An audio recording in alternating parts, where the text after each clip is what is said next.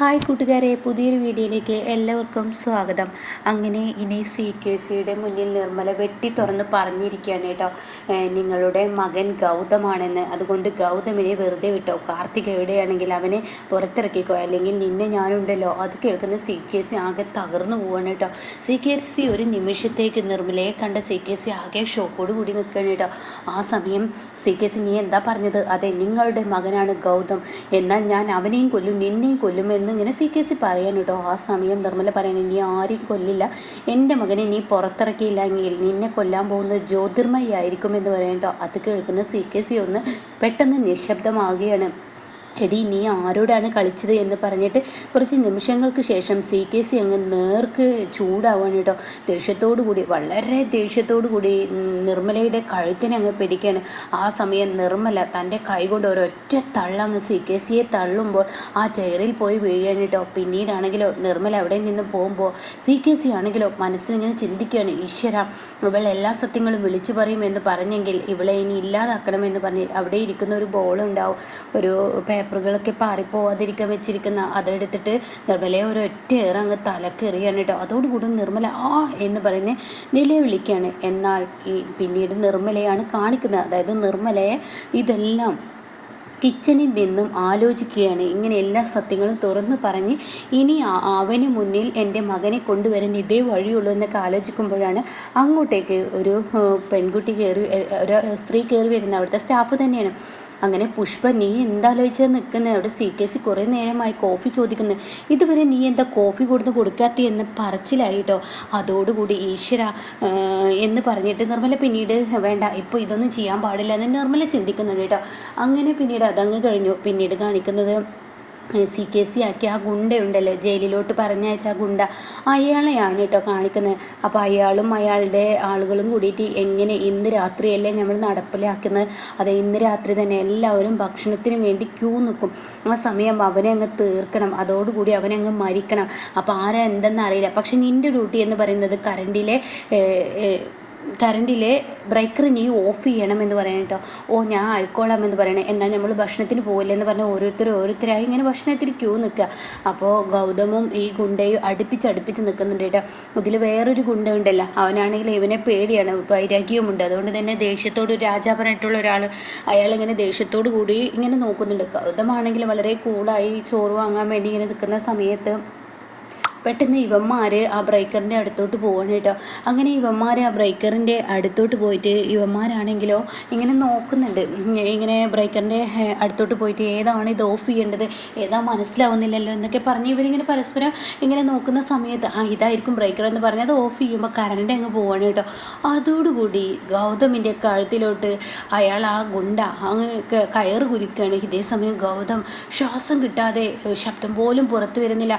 അപ്പോഴേക്കും ഗൗതമിനെ താഴെ ഇടുന്ന രംഗമായിരിക്കട്ടോ. ഇതേ സമയം കോൺസ്റ്റബിളൊക്കെ, അയ്യോ കറണ്ട് പോയി, ഇതിപ്പോൾ എന്താ ഉണ്ടായത്, ഇനി ഫീസ് പോയിരിക്കുകയാണോ എന്നൊക്കെ പറഞ്ഞ് അവർ ഓടിക്കൊണ്ട് ചെല്ലുകയാണ് ഈ ബ്രേക്കറിൻ്റെ ഭാഗത്തോട്ട്. അവരുടെ ആ ഒരു ടോർച്ച് ഉപയോഗിച്ചാണ് ആ മീറ്ററിൻ്റെ ഭാഗത്തോട്ട് പോകുന്നത് കേട്ടോ. അങ്ങനെ അവരവിടെ ചെല്ലുകയാണ്. ഈ സമയമാണെങ്കിൽ അവർ പറയുന്നുണ്ട്, ഈശ്വര ഇവിടെ എന്താ സംഭവിച്ചതെന്ന് മനസ്സിലാവുന്നില്ലല്ലോ എന്നൊക്കെ പറഞ്ഞിട്ട് അവർ നോക്കുന്ന സമയത്ത് കാണാം ആരോ ബ്രേക്കർ ഓഫ് ചെയ്തിട്ടിരിക്കുന്നു കേട്ടോ. ഇത് കാണുന്നതിനോടുകൂടി ഈശ്വര, അത് ആരുടെ പണിയാണ് ഈ ബ്രേക്കർ ഓഫ് ചെയ്യൽ? എന്തായാലും ഇത് ആരുടെ പണിയാണെങ്കിൽ ഇതങ്ങനെ വെറുതെ വിട്ടാൻ പറ്റില്ല. എന്തായാലും ഇതിന് ഇപ്പോൾ ഒരു പണി കൊടുക്കണം, ഇത് ആരാളെന്ന് കണ്ടെത്തണമെന്ന് പറഞ്ഞിട്ട് അവരെന്ത് ചെയ്യുന്നത്, ആ ബ്രേക്കർ ഓണാക്കണം കേട്ടോ. പിന്നീട് കാണുന്ന കാഴ്ച, ബ്രേക്കർ ഓണാവുമ്പോൾ നിലത്ത് കാണാം ആ CKC ഗൗതമിനെ കൊല്ലാനാക്കിയ ഗുണ്ട കയറിൽ ചുറ്റി പിരിഞ്ഞ് ഇങ്ങനെ കിടക്കുന്ന കേട്ടോ. ഇത് കാണുന്ന എല്ലാവരും ആകെ ഞെട്ടിപ്പോണ്. ഇതേ സമയം അവന് യാതൊരുവിധ ബോധവുമില്ല. എന്നാൽ എന്താണ് ഇവിടെ സംഭവിച്ചതെന്ന് അറിയാതെ ആകെ എല്ലാവരും പകച്ചു പോവുകയാണ്. ഈ സമയമാണെങ്കിലും ഇങ്ങനെ CKCയുടെ ആ ഗുണ്ടയാണല്ലോ. CKC ഒരുപാട് പ്രതീക്ഷയോട് ഈ സമയം നിൽക്കുകയാണ്. ഇപ്പുറത്ത് ഇങ്ങനെ CKCയും കാണിക്കുന്നുണ്ട് കേട്ടോ. ഇതേ സമയം CKCയുടെ ഗുണ്ട നിലത്ത് കിടക്കുമ്പോൾ ഉടൻ തന്നെ ഇത് എങ്ങനെ സംഭവിച്ചു എന്ന് ചോദിക്കുകയാണ് കേട്ടോ. അപ്പോൾ ആ സമയം ഗൗതം ഇങ്ങനെ ചിന്തിക്കണം, തൻ്റെ കഴുത്തിൽ കുരുക്കിട്ട ഉടനെ അവൻ്റെ ആ ഒരു പെരടിക്ക് തന്നെ പിടിച്ചിട്ട് പെട്ടെന്ന് അവൻ്റെ കഴുത്തിലോട്ട് ഈ കയറങ്ങിട്ടിട്ട് അവനായിട്ട് മുറുക്കി അവിടെ താഴത്ത് കിടത്തുകയാണ്. എന്നിട്ട് ഗൗതം പറയാണ്, തന്നെയാണ്. ഇവൻ ഈ മരത്തിൽ തൂങ്ങാൻ നിന്നതാന്ന് തോന്നുന്നു. ഇവന്മാരെ പോലെയുള്ള ഗുണ്ടകളെ ഒന്നും ഇങ്ങോട്ടേക്ക് കയറ്റരുത്, ഇവന്മാരൊക്കെ വെറും മരിക്കാൻ വേണ്ടി ചെയ്താന്ന് തോന്നുന്നു, കണ്ടില്ലേ എന്ന് പറഞ്ഞിട്ട് ആ മരത്തിൻ്റെ ചോട്ടിൽ കൊണ്ടേയിടുന്നുണ്ട്. അപ്പോൾ കുറേ ഇലകൾ താഴെ കിടക്കുന്നുമുണ്ട്. അതേസമയം ഇവർ എന്തായാലും ഇവനൊന്ന് വെള്ളം തെളിച്ച് നോക്കി എന്നൊക്കെ പറഞ്ഞിട്ട് ഇവർ വെള്ളം തെളിക്കുകയാണ്. അപ്പോൾ ഇങ്ങനെ പതിയെ അയാൾ കണ്ണ് തുറക്കാൻ കേട്ടോ. എന്തിനാടോ താൻ ഈ സെല്ലിൻ്റെ അകത്ത് നിന്ന് പുറത്ത് വന്ന് ഇവിടെ ഈ കറണ്ട് പോയ നിമിഷം നീ ചാവാൻ ഒരുങ്ങുന്നത് എന്നൊക്കെ ചോദിക്കുന്നുണ്ട് കേട്ടോ. അപ്പോൾ അവനാണെങ്കിലോ ഗൗതമിൻ ഇങ്ങനെ പേടിയോടുകൂടി നോക്കുകയാണ് കേട്ടോ. കാരണം അവന് കിട്ടേണ്ടത് തന്നെ കിട്ടിയിരിക്കുകയാണല്ലോ, അതുകൊണ്ട് തന്നെ നല്ല പേടിയുണ്ട്. എന്നാൽ ഈ സമയം പിന്നീട് നിധിയാണ് കാണിക്കുന്നത്.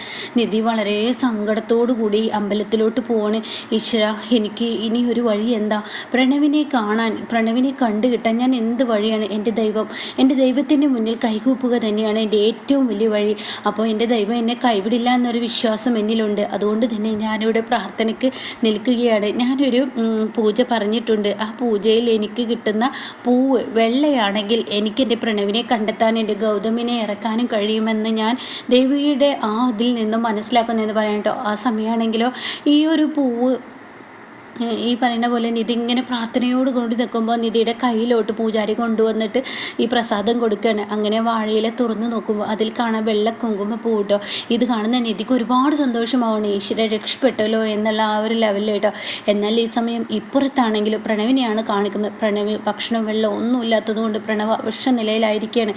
അങ്ങനെ പ്രണവിൻ്റെ അടുത്തോട്ട് കണ്ണൊക്കെ കെട്ടിയിട്ട് ഒരു ഗുണ്ടയെ, അതായത് ഒരു ഡോക്ടറെ കൊണ്ടുവരികയാണ് കേട്ടോ. ആ ഡോക്ടറാണെങ്കിലോ നിങ്ങളെന്താ ഈ വെച്ചിരിക്കുന്നത്, ഇയാൾ എന്തിനാ കെട്ടിയിട്ടിരിക്കുന്നത് എന്നൊക്കെ പറഞ്ഞിട്ട് അയാളുടെ കണ്ണഴിച്ചിട്ടൊക്കെ കൊടുക്കുന്നുണ്ട് കേട്ടോ. അങ്ങനെ പ്രണവിൻ്റെ കെട്ടൊക്കെ കഴിക്കാൻ നിങ്ങളൊന്ന് മാറി നിൽക്കും, ഞാനൊന്ന് പരിശോധിക്കട്ടെ എന്ന് പറയണേ. അങ്ങനെ പ്രണവിനെ പരിശോധന തുടങ്ങുകയാണ്. പ്രണവിനെ ഇങ്ങനെ പരിശോധിക്കുമ്പോൾ എന്താണോ താനീ കാണിക്കുന്നത്, തനിക്ക് വെള്ളവും ഭക്ഷണവും ചെല്ലാത്തതിൻ്റെ കുറവാണ്, എന്തിനാ താനീ ഭക്ഷണവും വെള്ളവും കഴിക്കാതിരിക്കുന്നത്? അതെ, ഞാൻ അങ്ങ് മരിച്ചാൽ എല്ലാത്തിനും അവസാനമാവുമല്ലോ, എൻ്റെ സ്വന്തം ഏട്ടനാണ് എന്നെ ഈ ഗുണ്ടകൾക്കിടയിൽ ഇവിടെ കൊണ്ട് കെട്ടിയിരിക്കുന്നത്. അപ്പോൾ ഞാൻ ഭക്ഷണവും വെള്ളം ഇല്ലാതെ അങ്ങ് മരിച്ച ഏട്ടന് എല്ലാ സ്വത്തുക്കൾക്കും തീരുമാനമാവില്ലേ? അപ്പോൾ അത് കേട്ട ഉടൻ തന്നെ ഈ ഡോക്ടർ പറയണേ, നീ എന്ത് പണിയാണ് ഈ കാണിക്കുന്നത്? അങ്ങനെയല്ല നീ ചെയ്യേണ്ടത്, നീ അവരോട് പൊരുത്തി ജീവിക്കണം, അതാണ് നീ വേണ്ടത്. നീ മരിച്ചാൽ അവനെല്ലാം കിട്ടും, അത് ശരി തന്നെയാണ്, എനിക്ക് ആരാന്നൊന്നും അറിയില്ല, പക്ഷേ എങ്കിലും കൂടി നീ ഭക്ഷണം കഴിക്കണം എന്ന് പറയട്ടോ. ആയിക്കോട്ടെ, എനിക്കെന്നാ ഒരു സഹായം നിങ്ങൾ ചെയ്യാം, എന്തായാലും ഞാൻ ഇന്ന് ക്ഷീണത്തിനുള്ളൊരു ഇഞ്ചക്ഷൻ ഇപ്പോൾ തരാമെന്നൊക്കെ പറഞ്ഞ് ഇഞ്ചക്ഷൻ കൊടുക്കുന്നുണ്ട്. പിന്നീട് പറയണേ, നീ എന്തായാലും നിങ്ങളുടെ ഫോണൊന്ന് തരുമോ? അയ്യോ, ആ ഗുണ്ടകൾ കണ്ടു കഴിഞ്ഞാൽ എൻ്റെ കഥ തീരുമെന്ന് പറയാം കേട്ടോ. അപ്പോൾ അത് കേട്ട ഉടനെ തന്നെ ഇല്ല, തീരില്ല, അവർ കാണില്ല, അവർ വരുന്നതിന് മുന്നേ ഞാൻ എൻ്റെ ഭാര്യയ്ക്കൊന്ന് വിളിക്കട്ടെ എന്ന് പറയാം കേട്ടോ. അപ്പോൾ ഈ സമയം ഗുണ്ട ഫോൺ കൊടുക്കുകയാണ്. അങ്ങനെ ശിവാനിയുടെ ഫോണിലോട്ട് വിളിക്കുകയാണ്. ഈ സമയം ശിവാനിയാണെങ്കിലോ ജ്യോതിർമയിക്കും അതുപോലെ തന്നെ ഈ പറയുന്ന ജ്യോതിർമയ്ക്കും അതുപോലെ തന്നെ CKCക്കും കൂടിയിട്ട് ചായ കൊണ്ടുവന്ന് കൊടുക്കുന്ന ഒരു സമയമായിരിക്കും കേട്ടോ. അപ്പോഴാണ് തൻ്റെ ഫോൺ അടിക്കുന്നത്. അപ്പോൾ CKC ഇവർ സംസാരിക്കുന്നത് കൊണ്ട് തന്നെ ശിവാനി അത് കേൾക്കുന്നില്ല കേട്ടോ. അങ്ങനെ വെപ്രാളത്തോടു കൂടി വീണ്ടും പ്രണവ് ഈ ഡോക്ടറുടെ ഫോണിൽ നിന്ന് വീണ്ടും ശിവാനിക്ക് വിളിക്കാൻ കേട്ടോ. അപ്പോഴും ശിവാനി എടുക്കുന്നില്ല. പിന്നീട് ശിവാനി സൗണ്ട് കേൾക്കാത്ത പ്രശ്നമാണ് കേട്ടോ ഉണ്ടാകുന്നത്. അങ്ങനെ പിന്നീടാണെങ്കിലോ ശിവാനി ഈ ഒരു ഭാഗം കാണിക്കുന്നില്ല. പിന്നീട് കാണിക്കുന്നത് ഈ ഡോക്ടർ ഓട് പറയണേ, നീ എന്താടാ ഈ കാണിക്കുന്നത്, നീ ഫോൺ വിളിക്കുകയാണല്ലേ, ഞങ്ങൾ കണ്ടു എന്നൊക്കെ പറഞ്ഞിട്ട് അവരങ്ങ് ചൂടായി വരുന്ന ആ ഒരു രംഗമാണ് കേട്ടോ.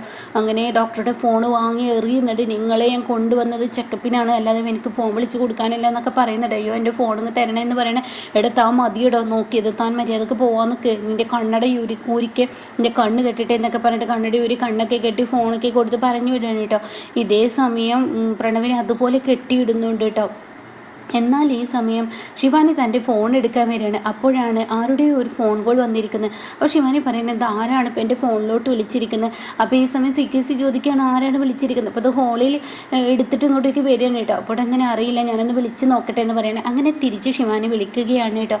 അങ്ങനെ വിളിക്കുമ്പോൾ ഈ ഡോക്ടർ ആ ഫോൺ എടുക്കുകയാണ്. അപ്പോൾ ഫോണ്, ഹലോ, ഇതാരാ, നിങ്ങളാരാ? എൻ്റെ ഫോണിലോട്ട് നിങ്ങൾ 2 വട്ടം വിളിച്ചിരുന്നല്ലോ. അയ്യോ, ഇത് റോങ് നമ്പറാണെന്ന് പറയണേ കേട്ടോ. അപ്പോഴേക്കും ഈ ഗുണ്ട, അതായത് ഈ ഗുണ്ട ഡോക്ടറെ ഇങ്ങനെ പുറത്തോട്ട് കൊടുന്ന ആക്കലും കണ്ണിൻ്റെ കെട്ടഴിച്ചിട്ട്, ഞാനൊരു ഗുണ്ടയാണ്, ഞാൻ ഡോക്ടറായി, അവനെ കൊണ്ട് ഭക്ഷണം കഴിക്കാനുള്ള രീതി ചെയ്യിപ്പിച്ചു, എന്തായാലും ഞാനത് വേണ്ടതുപോലെ തന്നെ ചെയ്തു എന്നൊക്കെ ഇങ്ങനെ പറഞ്ഞ് അവർ തമ്മിൽ ചിരിക്കുകയാണ്. അപ്പോൾ വന്നത് ഡോക്ടറൊന്നുമല്ല, ഒരു ഗുണ്ട തന്നെ ആയിരിക്കും. അപ്പോഴേക്കും കാണാം ആ ഡോക്ടർക്ക് വേറൊരു വിളി വരുന്നത് CKCയുടെ ഫോണിൽ നിന്ന്. അങ്ങനെ ഡോക്ടറായി വന്ന ആ ആൾ ഫോൺ എടുക്കുകയാണ്. ഉടൻ തന്നെ ശിവാനി വിളിച്ചിരുന്നു. പ്രണവ് എൻ്റെ ഫോണിൽ നിന്നാണ് ശിവാനിക്ക് വിളിച്ചത്, ഞാൻ അവനറിയില്ലല്ലോ ഞാൻ CKCയുടെ ആളാണെന്ന്. എന്തായാലും ഞാൻ കണ്ടു, എന്തായാലും കാര്യങ്ങളൊക്കെ ഇനി പറഞ്ഞ് മനസ്സിലാക്കില്ലേ. ഓ മനസ്സിലാക്കിയെന്ന് പറയാം കേട്ടോ. അപ്പം ഇങ്ങനെയൊക്കെയുള്ള ഒരു എപ്പിസോഡാണ് ഇനി വരുന്നത് കേട്ടോ.